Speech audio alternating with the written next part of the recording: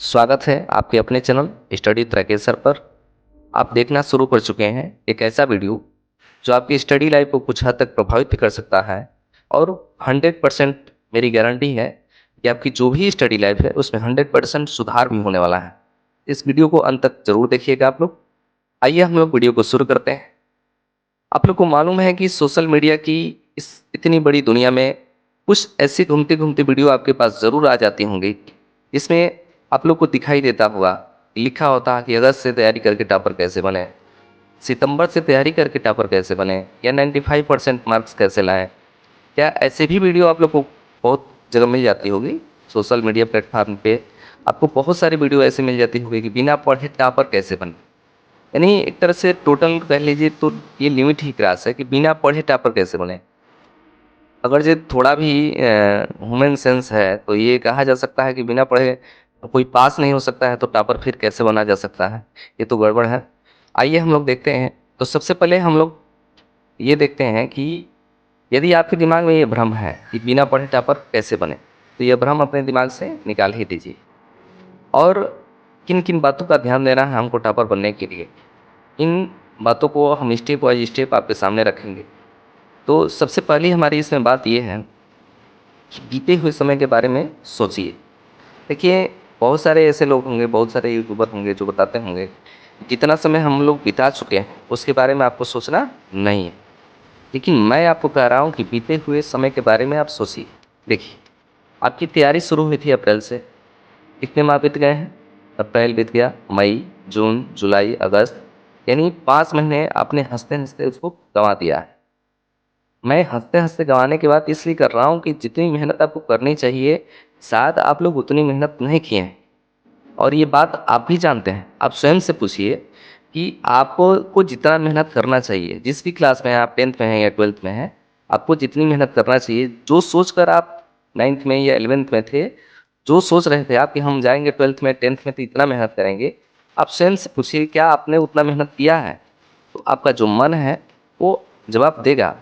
इसमें से कुछ परसेंट बच्चे हैं जो मेहनत किए हैं, तो बहुत सारे ऐसे लगभग 95 से 98% जो स्टूडेंट हैं, उनको मालूम है कि जितना हम सोचे थे उतना हम लोग मेहनत नहीं कर पाए। तो यही हम कह रहे थे कि कुछ लोग कहेंगे कि जो बीत गया उसके बारे में हमको चर्चा नहीं करना है। तो भाई साहब, यदि आप बीते हुए समय के बारे में नहीं सोचेंगे तो सोच लीजिए कि आगे आने वाला जो समय है, आगे आने वाला जो समय है, जैसे सितंबर, अक्टूबर, नवंबर, दिसंबर, जनवरी, वैसे ही बीत जाएगा जो पिछला 5 महीना बीता है।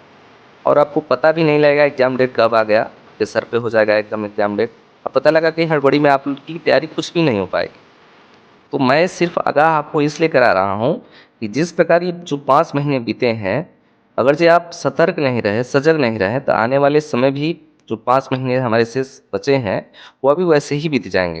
यानी आपके पास से सिर्फ अब आधा समय बचा है, उससे भी कम का समय बचा है। क्योंकि आने वाला जो समय है त्योहारों का समय होता है, उसमें 1 से 2 दिन, 2 से 4 दिन आप डिस्टर्ब होते ही हैं। तो सोच लीजिए कि 5 महीना समय है, तो उसमें भी कुछ दिन ऐसे होते हैं जो जिस दिन आप पढ़ नहीं पाते हैं। तो सोच लीजिए कि 5 महीने से भी कम समय आपको बचा है। अब आपके दिमाग में एक बात उत्पन्न होगी, वो होगी घबराहट। नहीं, आप घबराएंगे तो क्या करें? देखिए, तो घबराने की कोई ज़रूरत नहीं है। कहा जाता है कि जब जगे तभी सवेरा। यानी यदि आज से ही आप सीरियस तैयारी करना आप शुरू कर देते हैं, अभी से मान लेते हैं कि हमारे पास केवल 5 महीने का समय ही है, केवल 5 महीने का समय है, इसमें पीछे की जो भी त्रुटियाँ, जो भी गलती आपने किया है, उसमें आप सुधार कर सकते हैं और सीरियस होकर आप पढ़ाई शुरू कर दीजिए। तो पहले स्टेप में आपको ये बताए हैं कि जो भी समय बीता है, कितना समय हमारे पास बचा है, इस बात पे आपको फोकस करना है। दूसरा टॉपिक अब हम लोग इसमें देखेंगे टाइम टेबल के बारे में। देखिए, बहुत से ऐसे बच्चे होते हैं जो, हमको लग रहा है कि हफ्ते में 3 बार तो टाइम टेबल बना लेते हैं कि इतने से इतने टाइम में हमको ये पढ़ना है, इतने से इतने टाइम में हमको ये पढ़ना है। तो देखिए, सबसे बड़ी बात ये है कि टाइम टेबल आप सब्जेक्ट वाइज मत बनाइए। प्रत्येक सब्जेक्ट में एक टास्क बनाइए कि आज जैसे हमको साइंस पढ़ना ही है, तो साइंस में इस चैप्टर का रिवीजन करना है, इतना न्यूमेरिकल या इस डेरिवेशन का हमको रिवीजन करना है। एक सबसे पहले सुबह-सुबह आप जगिए और पूरे दिन भर के शेड्यूल का एक टास्क बनाइए हर एक सब्जेक्ट का, कि आज हमको हर हाल में ये चीज़ कंप्लीट कर लेना है। ये जो है कल के भरोसे आपको नहीं छोड़ना है। टाइम टेबल के हिसाब से मत पढ़िए कि 1 घंटा हम मैथ का है पढ़ने के लिए तो 1 घंटा मैथ पढ़ें। अब उसमें हम पढ़ रहे हैं कि 1 सवाल लगा रहे हैं कि 2 सवाल लगा रहे हैं, उससे हमको खत्म नहीं। अगर जैसे हमने कह दिया कि एक्सरसाइज 4.1 का आज टोटल एक्सरसाइज हमको खत्म कर देना है, उसमें 2 घंटा लगे या 1.5 घंटा लगे या 3 घंटा लगे या 4 घंटा लगे, आज खत्म ही करना है, उसमें कोई समझौता नहीं है। और जब तक नहीं होगा तब तक हम सोएंगे नहीं। इतना दिमाग में बनाइए। तो टाइम टेबल बहुत बड़ा चीज़ नहीं है, जो टास्क होता है सब्जेक्ट वाइज जो टास्क होता है ये सबसे बड़ा चीज़ है, इस पे आप फोकस करें।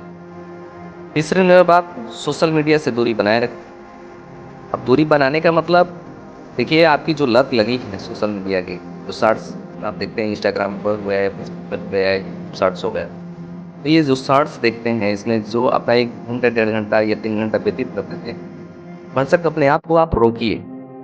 इन सब चीज़ों से दूर रहें, यानी कम से कम सोशल मीडिया प्लेटफॉर्म का यूज़ कीजिए।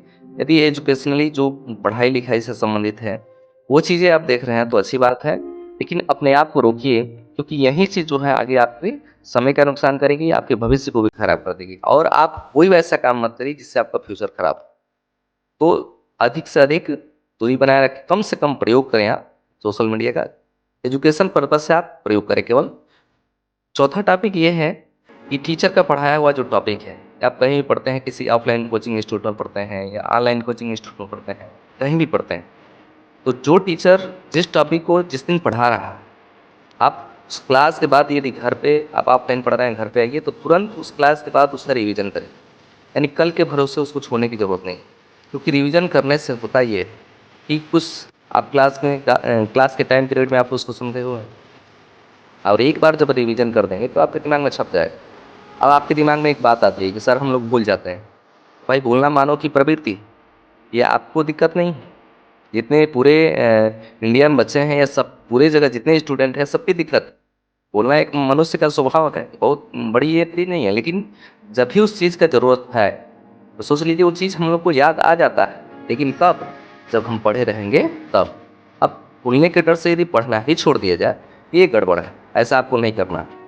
अब एक बात बताइए, अपने बचपन में बहुत सारे चीज़ सीखा हो, जैसे हम लोग के मम्मी पापा का नाम याद, समझिए, क्योंकि क्या एनी टाइम वो चीज़ हमारे दिमाग में रहती कि हाँ हमारे मम्मी पापा का नाम ये है ये है ये है, और तब कोई पूछता है कि आपके मम्मी पापा का नाम ये क्या है, तब हम बताते हैं नहीं। जब उस क्वेश्चन की ज़रूरत होती है, जब वो क्वेश्चन कोई पूछता है हमसे, तो हम जो चीज़ें जानते हैं उसको बता देते हैं। आपको टेबल याद है, बचपन में याद था, क्या एनी टाइम उसको याद रखकर चल सकते हैं आप? नहीं चल सकते हैं।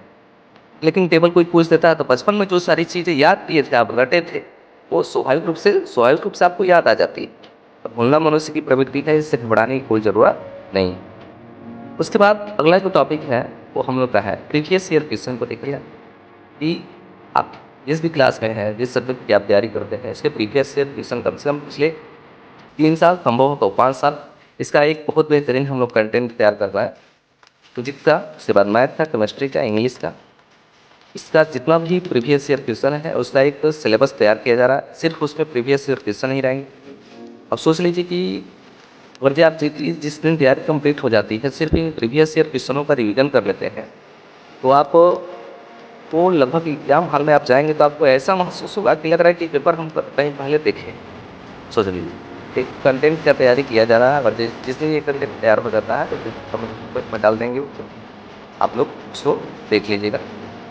उसके बाद हम बोले प्रीवियस ईयर क्वेश्चन देखना है, स्वयं को जैसा सप्ताह में एक ऐसा दिन निश्चित कीजिए, संडे का हो या सैटरडे को, ऐसा दिन निश्चित करिए जिस दिन स्वयं को जांच दें, यानी पीछे जो 1 हफ्ते तक क्या क्या आपने पढ़ा है, वो कितना आपको समझ में आया है, कितना उसमें से सही सही आप दिमाग में बैठा पाए हैं।